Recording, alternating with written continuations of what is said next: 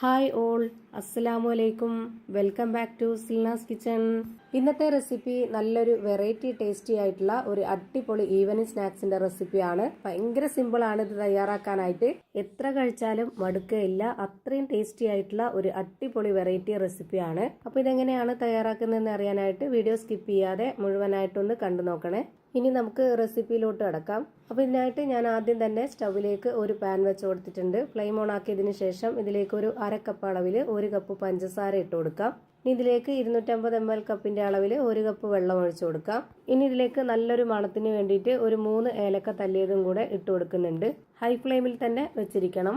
ഈ വെള്ളത്തിൽ പഞ്ചസാര നന്നായിട്ടൊന്ന് ഉരുകി വന്നതിന് ശേഷം ഒരു 3 മിനിറ്റ് നേരം ഇത് നല്ലപോലെ ഒന്ന് തിളപ്പിച്ചെടുക്കാം. ഒരു നൂൽ പരുവൊന്നും ആവണ്ട, കുറച്ചൊന്ന് കട്ടിയായിട്ട് കിട്ടിയാൽ മതി. ഇപ്പോൾ ദാ ഒരു 2 മിനിറ്റ് നേരം ഇതുപോലെ നന്നായിട്ട് തിളയ്ക്കാൻ വേണ്ടി വെയിറ്റ് ചെയ്തിട്ടുണ്ട്. ഇനി നമുക്കിതിന്റെ ഫ്ലെയിം ഓഫ് ചെയ്ത് കൊടുക്കാം. നമ്മൾ ഉണ്ടാക്കിയെടുക്കുന്ന പലഹാരത്തിന്റെ ആ ഒരു മാവ് സെറ്റ് ആക്കണം എന്നുണ്ടെങ്കിൽ പഞ്ചസാരയും വെള്ളമായിട്ട് കുറച്ച് കട്ടിയായിട്ടുള്ള ആ ഒരു പരുവത്തിലായി കിട്ടിയാലാണ് കറക്റ്റ് ആയിട്ടുള്ള ആ ഒരു പരുവം കിട്ടുന്നത്. ഇതിന്റെ ഫ്ലെയിം ഓഫ് ചെയ്ത് കൊടുത്തതിന് ശേഷം ഇത് വേറൊരു പാത്രത്തിലേക്ക് മാറ്റുന്നുണ്ട്. എന്നിട്ട് ഇതേ പാൻ തന്നെ വീണ്ടും വെച്ച് കൊടുക്കാം. വീണ്ടും ഫ്ലെയിം ഓൺ ആക്കിയതിന് ശേഷം ലോ ഫ്ലെയിമിൽ ഇട്ട് കൊടുത്തിട്ട് നെയ്യാണ് ഒഴിച്ചു കൊടുക്കുന്നത്. ഇനി ഇതിലേക്ക് ഒരു 250 ml കപ്പിന്റെ അളവിൽ 1 കപ്പ് ചെറിയ സേമിയ ഇട്ട് കൊടുക്കാം.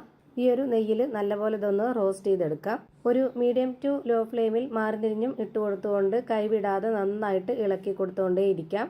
ഇതിന്റെ കളറൊക്കെ മാറി ഇതുപോലെ ഒന്ന് റോസ്റ്റ് ആയി വരുന്ന സമയത്ത് ഇനി ഇതിലേക്ക് 250 ml കപ്പിന്റെ അളവിൽ 1/4 കപ്പ് ചിരകിയ തേങ്ങ ഇട്ട് കൊടുക്കാം. ഇതുകൂടി ഇട്ട് കൊടുത്തതിന് ശേഷം ഒന്നുകൂടി ഈ തേങ്ങയൊക്കെ നന്നായിട്ട് നെയ്യിലൊന്ന് ചൂടായി വരുന്ന വരേക്കും നല്ലൊരു മണമൊക്കെ വരുന്ന വരേക്കും നമുക്ക് ഇതൊന്ന് ഇളക്കി കൊടുത്തുകൊണ്ടിരിക്കണം. ഇനി നമുക്ക് ഇതിന്റെ ഫ്ലെയിം കൂട്ടി വെക്കേണ്ട. തേങ്ങ ഇട്ട് കൊടുക്കുമ്പോൾ പെട്ടെന്ന് കരിഞ്ഞു പോകാൻ സാധ്യതയുണ്ട്. അതുകൊണ്ട് തന്നെ നമുക്ക് ലോ ഫ്ലെയിമിൽ ഇട്ട് കൊടുത്തിട്ട് ഇത് നന്നായിട്ടൊന്ന് ഇളക്കി കൊടുത്തിട്ട് ഇതിൽ നിന്ന് തേങ്ങ ചൂടായി വരുന്നതിന്റെ ആ ഒരു നല്ല മണം വരുന്ന സമയത്ത് നമുക്ക് ഇതിന്റെ ഫ്ലെയിം ഓഫ് ചെയ്ത് കൊടുക്കാം. ഇനി അടുത്തതായിട്ട് ഒരു മിക്സിയുടെ ജാർ എടുത്തിട്ടുണ്ട്. ഇതിലേക്ക് 250 ml കപ്പിന്റെ അളവിൽ 1 കപ്പ് പൊട്ടുകടലയാണ് എടുത്തിട്ടുള്ളത്.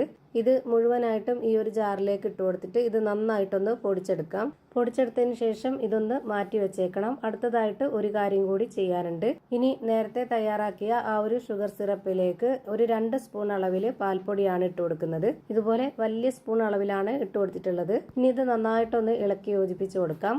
ഇതുപോലെ ഒരു വിസ്ക് വെച്ചിട്ട് നല്ലപോലെ ഇളക്കി കൊടുത്തതിന് ശേഷം ഇനി ഇതിലേക്ക് നേരത്തെ പൊടിച്ചു വെച്ചിട്ടുള്ള ആ ഒരു പൊട്ടുകടലയുടെ പൊടി ഇട്ട് കൊടുക്കാം. ഇനി ഇതിന്റെ മധുരത്തിനെ ഒന്ന് ബാലൻസ് ചെയ്യാനായിട്ട് ഒരു നുള്ള് ഉപ്പും കൂടെ ഇട്ട് കൊടുക്കുന്നുണ്ട്. വീണ്ടും ഒരു വിസ്ക് വെച്ചിട്ട് ഇത് നന്നായിട്ടൊന്ന് ഇളക്കി എടുക്കുന്നുണ്ട്. ഇതുപോലെ നന്നായി ഇളക്കി കൊടുത്തതിന് ശേഷം ഇനി നമുക്ക് ഇതിലേക്ക് ഇട്ട് കൊടുക്കേണ്ടത് നേരത്തെ വറുത്ത് മാറ്റി വെച്ചിരുന്ന ആ ഒരു സേമിയയും തേങ്ങയുമാണ്. ഇത് മുഴുവനായിട്ടും ഇതിലേക്ക് ഇട്ട് കൊടുക്കുന്നില്ല, കുറച്ച് ഞാൻ മാറ്റി വെക്കുന്നുണ്ട്. ഈ വീഡിയോ കണ്ടുകൊണ്ടിരിക്കുമ്പോൾ തന്നെ സിൽനാസ് കിച്ചൺ ചാനൽ ആദ്യമായിട്ട് കാണുന്നവരും ഇതുവരെയും കണ്ട് സബ്സ്ക്രൈബ് ചെയ്യാത്തവരും പ്ലീസ് ഒന്ന് സബ്സ്ക്രൈബ് ചെയ്തേക്കണേ. ഒപ്പം തന്നെ ഈ വീഡിയോസ് നിങ്ങൾക്ക് ഇഷ്ടപ്പെടുകയാണെങ്കിൽ ഒരു ലൈക്ക് ചെയ്ത് ഷെയർ ചെയ്ത് സപ്പോർട്ട് ചെയ്യാനും മറക്കരുത്. ഈ ഒരു സേമിയയും തേങ്ങയും ഇട്ട് കൊടുത്തതിന് ശേഷം ഇത് നന്നായിട്ടൊന്ന് ഇളക്കി കൊടുക്കുന്നുണ്ട്. ഇനി അടുത്തതായിട്ട് ഇതിലേക്ക് ഇട്ട് കൊടുക്കേണ്ടത് ഗോതമ്പ് പൊടിയാണ്. ഇതുപോലൊരു സ്പൂണിൽ 2.5 സ്പൂൺ ഗോതമ്പ് പൊടിയാണ് ഇട്ട് കൊടുക്കുന്നത്.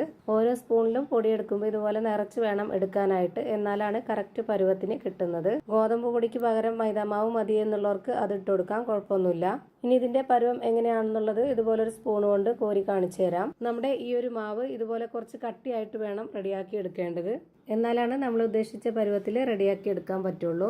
ഇനി ഇത് നമുക്ക് വാഴയിലയിലാണ് ആവിയിൽ വേവിച്ചെടുക്കേണ്ടത്. അതിനായിട്ട് ഞാനിവിടെ ഇഡ്ഡലി തട്ട് എടുത്തിട്ട് അതിലേക്ക് ഇതുപോലെ പീസ് ആക്കിയിട്ട് വാഴയില വെച്ച് കൊടുത്തിട്ടുണ്ട്.